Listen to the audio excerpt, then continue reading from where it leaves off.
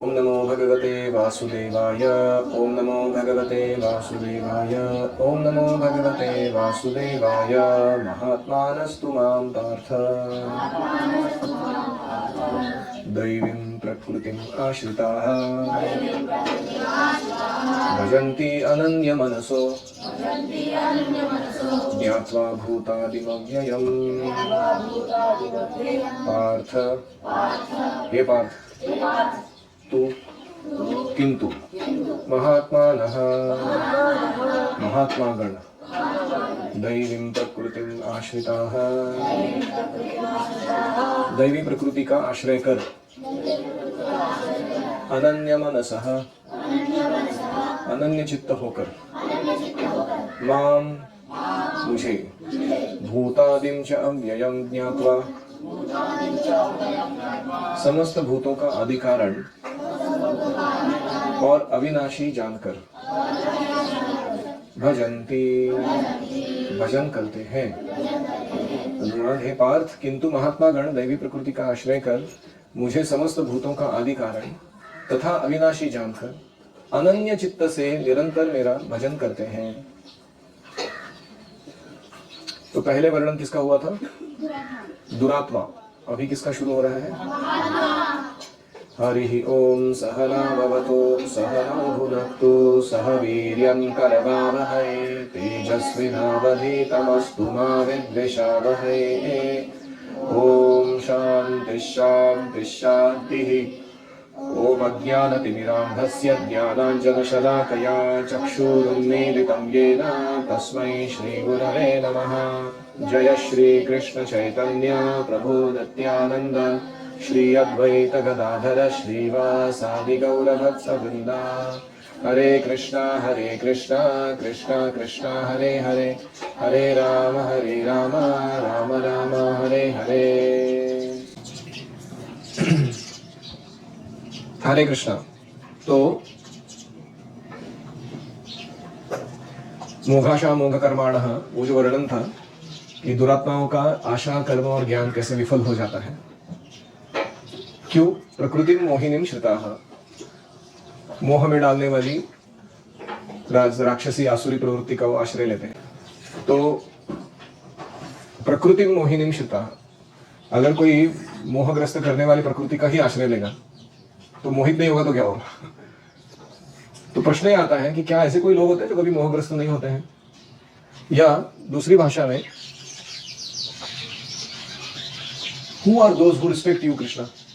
कृष्णा, आपका यथोचित आदर करने वाले लोग वो कौन होते हैं? आपने वो जो नहीं करते हैं, अवजानंती हैं, उनका वर्णन तो कर दिए। तो तब कृष्ण वर्णन करते हैं महात्माओं का। तो महात्मा ये कोई रबर स्टैंप नहीं है, किसी के सर पे मर दो ये महात्मा है, ऐसे नहीं। हमारे भारत में बहुत सारे नाम हैं, हम जानते हैं वो नाम, लेकिन उनकी कैरेक्टरिस्टिक ये श्लोक के साथ मैच अगर नहीं होते हैं तो वो महात्मा नहीं है वो व्यक्ति। तो महात्मा नहा तू मतलब पहले जो बताया उसके अपोजिट में, किंतु ये इन कॉन्ट्रास्ट विद दुरात्मास, उनके विपरीत ये महात्मा लोग होते हैं। इनके कार्य क्या है? दैवीं प्रकृतिम आश्रिताः, ये मेरी दैवी प्रकृति, ये पहला उल्लेख है श्रीमती राधा रानी का भगवद गीता में। खुल के नाम नहीं लिया गया राधा रानी का कृष्ण के द्वारा, लेकिन बताया जा रहा है कि राधा रानी जो भगवान की अंतरंगा शक्ति है उसका आश्रय ये महात्मा लोग लेते हैं। ये प्रकृति मोहिनीम श्रिताः नहीं होते हैं, दुर्गा देवी का शरण नहीं लेते हैं, ये राधा रानी की शरण लेते हैं।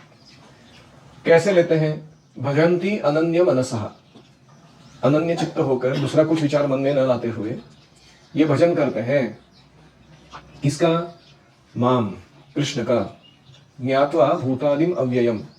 कोई कहेगा अरे भक्ति करने वाले लोग बहुत सेंटिमेंटल होते हैं, इनको कुछ फिलोसॉफी नहीं मालूम होता। कृष्ण कहते नहीं, जो भक्ति कर रहा है ज्ञात्वा, वो नॉलेजेबल है।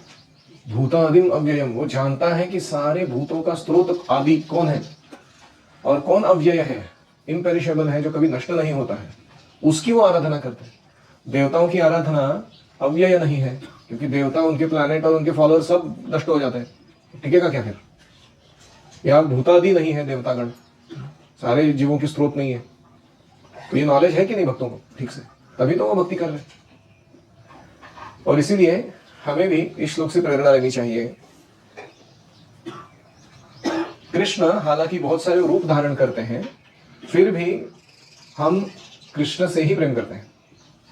मांग यहां स्पेसिफिकली कृष्ण अपने बारे में बोल रहे हैं। भक्त जो है वह जानते हैं कि कृष्ण शिवजी ब्रह्मा से तो श्रेष्ठ है ही, उनके स्रोत है, लेकिन वो ये भी जानते हैं कि कृष्ण के अन्य रूपों के भी स्रोत कृष्ण है। इसीलिए वो उनसे प्रेम करते हैं सर्वाधिक। तो प्रभुपाद लिखते हैं तात्पर्य में कि दुरात्मा मतलब क्रिपल माइंडेड, जिसका हृदय बहुत संकुचित है, मैं मेरा इतना ही सोच सकता है वो।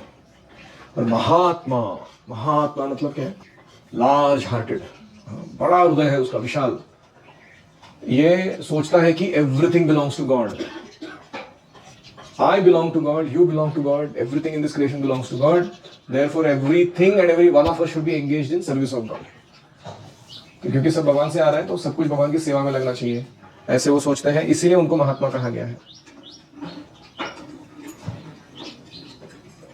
तो क्योंकि भगवान महान है, तो ऐसे भगवान को जो अपने हृदय में धारण करता है वो भी महान हृदय का बन जाता है, महाआत्मा बन जाता है।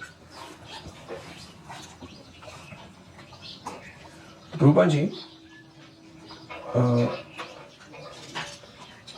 शरणागति के बारे में पहला उल्लेख करते हैं कि दैवी प्रकृति से संबंध जोड़ना है और मोहिनी प्रकृति से आश्रय छुड़ाना है, तो तुम्हें शरणागति लेनी होगी। शरणागति क्या है? अनुकूल्य से संकल्प। जो भक्ति के लिए अनुकूल है उसको स्वीकार करो, जैसे सुबह जल्दी उठना, स्नान करना, नाम जप करना। प्रतिकूल से वर्जनम, जो प्रतिकूल है उसको त्याग करो, भले तुमको कितना भी अच्छा लगता है, जैसे ब्रेड खाना या केमिकल बेस्ड अजीब अजीब पदार्थ खाते रहना। प्रतिकूल्य से वर्जनम। रक्षिष्यति इति विश्वासः, भगवान मेरी रक्षा करेंगे इस पर विश्वास रखो। गोप्तृत्वे वर्णम तथा, भगवान मुझे मेंटेन करेंगे, जैसे हम अपनी गायों को मेंटेन करते हैं अच्छे से, वैसे भगवान भी मुझे मेंटेन करेंगे। इस पे विश्वास रखो। Don't worry about Raksha and don't worry about maintenance, तो वो तुम्हारे जीवन में आता रहेगा। तुम अपना भक्ति पे ध्यान दो। आत्मनिक्षेप, कृष्ण की इच्छा पर अपने आप को न्योछावर कर दो। जो कृष्ण बोलेंगे, जहां बोलेंगे, जो करवाएंगे करवा दो, नो प्रॉब्लम। एंड कार्पण्य, दिव्य सद्गुण होने के बाद भी, महान कार्य करने के बाद भी सेवा का कभी गर्व नहीं करना, विनम्र बने रहना। ये 6 शरणागति के लक्षण हैं। तो इनको पालन करने से हम दैवी प्रकृति आश्रिता, हम दैवी प्रकृति का आश्रय ले सकते हैं ऐसा करने से।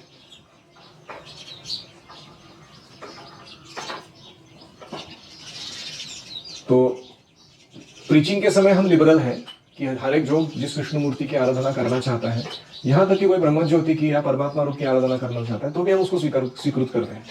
हमें उससे प्रॉब्लम नहीं है। कभी ऐसा हो सकता है कि कोई व्यक्ति है जो ब्रह्म के पीछे पड़ा हुआ है या कोई परमात्मा रूप के पीछे पड़ा हुआ है, योगी बनना चाहता है, हम उनको भर्त्सना नहीं करते प्रचार के दौरान। क्यों? क्योंकि एक लार्ज हार्टेडनेस का ये कृष्ण स्वीकार कर रहे हैं ना उन लोगों को। कृष्ण ने बना के दिया है सिस्टम और कृष्ण उनको स्वीकार कर रहे हैं, तो हम कौन होते हैं उनको नकारने वाले? तो that is one symptom of mahatma. लेकिन प्रभुपाद क्या कहते हैं? पर्सनली हमारे लिए हमने अपना अटेंशन को इतर विष्णु मूर्ति की तरफ डाइवर्ट नहीं करना है। क्यों? तो mahatma does not divert his attention to anything outside of Krishna. Krishna के अतिरिक्त अन्य किसी को नहीं जानता। वो भली भांति जानता है कि कृष्ण ही आदि परम पुरुष है, समस्त कारणों के कारण है। तो ये महात्मा जो है शुद्ध भक्तों की संगति को प्राप्त करता है और कृष्ण के अन्य स्वरूप जैसे चतुर्भुज महाविष्णु रूप, इनसे आकृष्ट नहीं होता।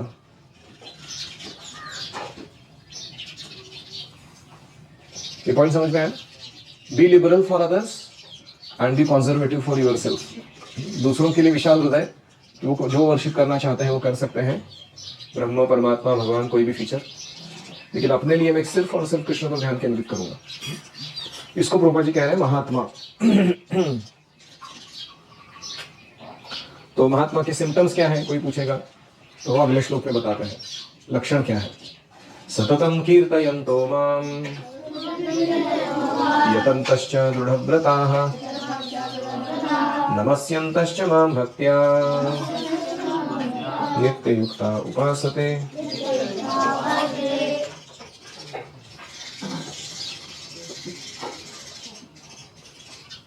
सततं निरंतर मां कीर्तयन्तः मेरा कीर्तन करते हुए दृढ़व्रताः च और दृढ़व्रती होकर दृढ़व्रत वाऊ लेकिन यतन्तः प्रयत्न करते हुए भक्त्या च और भक्ति सहित नमस्यन्तः प्रणाम करते हुए नित्ययुक्तः माम उपासते मेरी उपासना करते हैं सेवा में सतत संलग्न रह के। अनुवाद महात्मा निरंतर मेरे नाम रूप गुण लीला आदि का कीर्तन करते हुए दृढ़व्रत होकर प्रयास करते हुए भक्ति सहित प्रणाम करते हुए और नित्य भावपूर्ण सेवा अर्पित करते हुए मेरी उपासना करते हैं।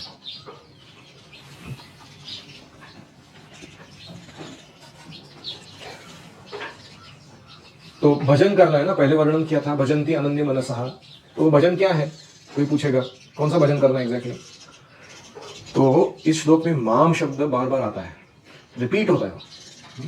सततम कीर्तयन्तो माम नमस्यन्तश्च माम क्योंकि कृष्ण चाहते हैं कि हम डाइवर्ट ना हो जाए यहाँ वहां।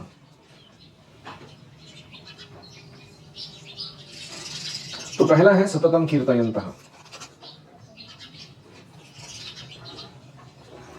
रूपा लिखते हैं महात्मा निर्विशेषवादी नहीं होता, वो गुण और गुणगान का जो प्रश्न उठता है तो भगवान का ही पवित्र नाम गुण इनका प्रशंसा हो सकता है।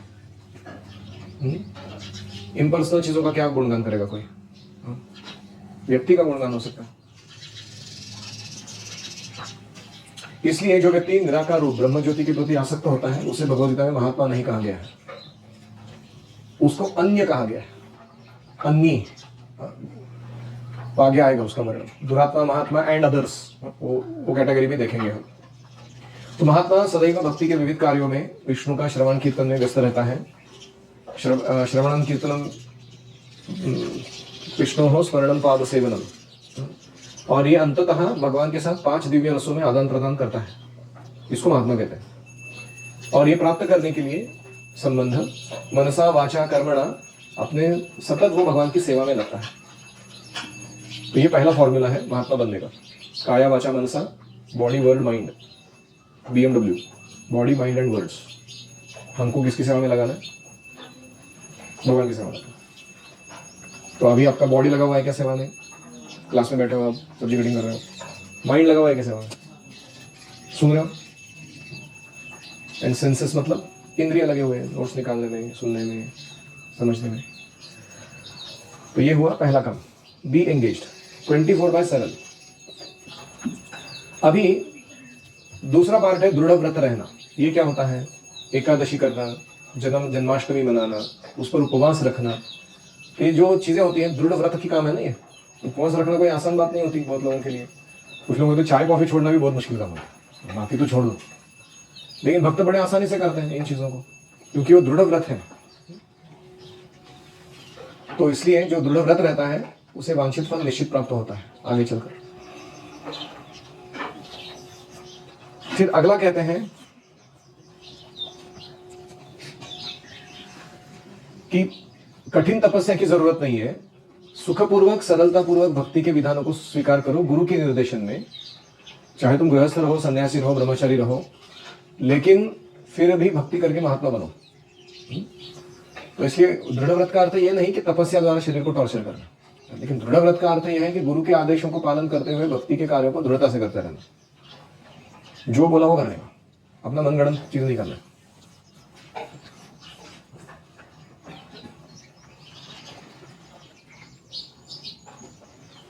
तो तो जैसे बिजनेस में होता है कि कोई पैसा कमाने के लिए इच्छा करता है तो अन्य बिजनेस वाले लोगों के साथ एसोसिएट करता है, फिर उसको और नए नए तरीके समझ में आते हैं कि इधर पैसा लगाने से इधर बनता है, ऐसा करने से वैसा होता है, फिर वो अपना बिजनेस को और बढ़ाता है और पैसा कमाता है। ऐसे ही भक्ति करने वाले लोग क्या चाहते हैं, मेरी भक्ति बढ़े, और इसलिए दूसरे लोग देखते हैं कौन है वो जो अपनी भक्ति बढ़ाने के पीछे लगे हुए हैं, फिर उनसे जाके सारे सीक्रेट्स वो सीख लेते हैं या शेयर करते हैं, और फिर सब लोग एक दूसरे का बिजनेस बढ़ाने में मदद करते हैं, भक्ति का वर्धन करते हैं। तो ऐसे महात्माओं का संग होता है एक दूसरे के साथ।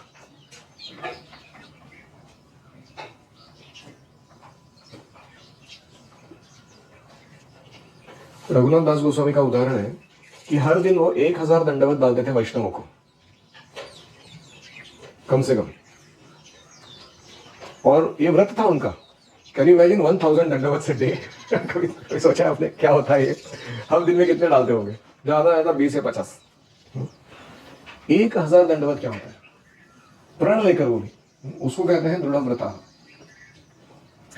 और वो गोवर्धन की परिक्रमा लगाते थे हर दिन, 24 किलोमीटर वॉक डेली। और रघुनाथ दास गोस्वामी जो है वो बहुत ही कम अन्न ग्रहण करते थे। 3 दिन में एक बार वो 1 कप छाछ पीते थे, छोटा सा द्रोण, और वो पीते समय खुद को कोसते थे कि मैं इंद्र तृप्ति कर रहा हूं। 3 दिन में एक बार। हम लोग एक दिन में 3 बार खाते हैं, 3 क्या 5 बार खाते हैं गुरुकुल में। लेकिन वो ऐसे थे। नामाचार्य हरिदास ठाकुर थे, वो 192 माला जप करते थे, 192 राउंड्स एवरी डे। हम कितना करते हैं? 8 मैक्स या 16। 192 राउंड्स क्या होता है? इसका मतलब है ऑलमोस्ट 2 घंटा ही सो रहा है वो व्यक्ति, और 2 घंटा में कुछ अपना बॉडी मेंटेनेंस देख रहा है, बाकी समय 20 घंटा जप कर रहा है। हरे कृष्ण। इसको कहते हैं यत्नंतश्च दृढ़व्रता। ऐसे हाई क्लास एग्जाम्पल हमारी भक्ति संप्रदाय के हैं। अभी आप कितना प्रेरणा लेना है आप देख लीजिए अपने जीवन में, लेकिन ये उदाहरण है भक्तों के।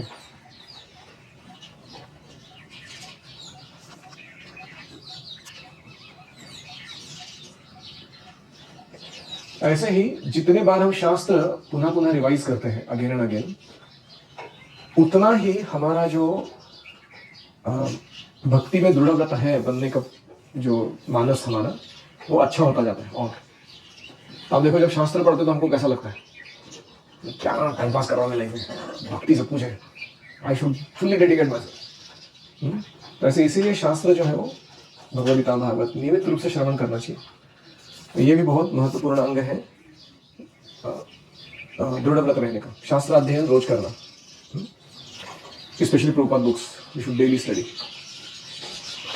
और नमस्यन्तश्च मां भक्त्या, भगवान को नमस्कार करते हैं, बड़ा भक्ति पूर्वक नमस्कार करते हैं। कभी कभी भगवान के सामने आते हैं, कोई भावना ही नहीं आती विशेष, विग्रह हमको देख रहे हैं, हम उनको देख रहे हैं, और कुछ हो रहा है अंदर, हृदय के अंदर कुछ फर्क पड़ रहा है आपको। तो इसीलिए हमें भगवान के सामने वंदना, यानी how to offer sincere prayers, how to talk to Krishna, भगवान के साथ संभाषण कैसे करते हैं वो सीखना चाहिए। तो अभी तो हमको तो नहीं पता, इसलिए शुद्ध भक्त जो संभाषण करके रखे हैं, पहले वाले कुंती महारानी ने कुछ संभाषण किया, भीष्मदेव ने किया, अलग अलग लोगों ने, तो वो संभाषण हम रिपीट मारते हैं कृष्ण के साथ, ताकि कभी अकल आ जाए कि एक्चुअल संभाषण करना क्या है। So that is called vandanam. Our vandanam is our नमस्यन्तश्च मां भक्ति। तो केवल दंडवत नहीं करना, उठने के बाद भगवान के सामने कुछ अच्छा स्तुति, श्लोक, स्तोत्र गाना, भगवान से प्रार्थना करना। और फिर अंत में है नित्य युक्ता उपासते। नित्य युक्ता का अर्थ मैंने पहले बताया, 24/7 सेवा करना। We are design for service, we are not design for enjoyment.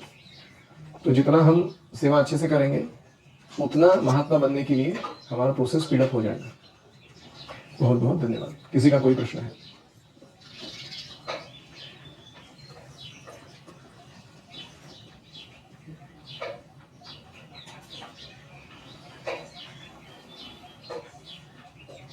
तमाल कृष्ण महाराज को एक बार किसी ने पूछा था, what is the secret of spiritual advancement? उन्होंने क्या कहा?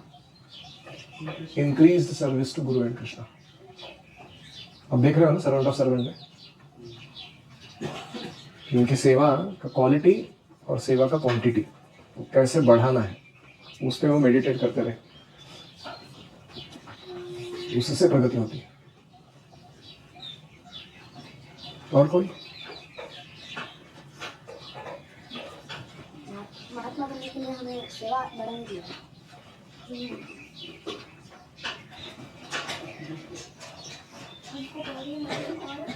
Senses,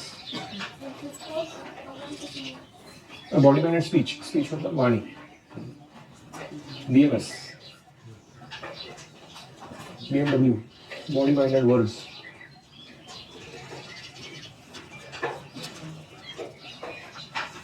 All right, thank you very much. Om Hare Krishna, Krishna Krishna, Hare Hare, Hare Rama, Rama Rama, Hare Hare, Hare Om Tat Sat.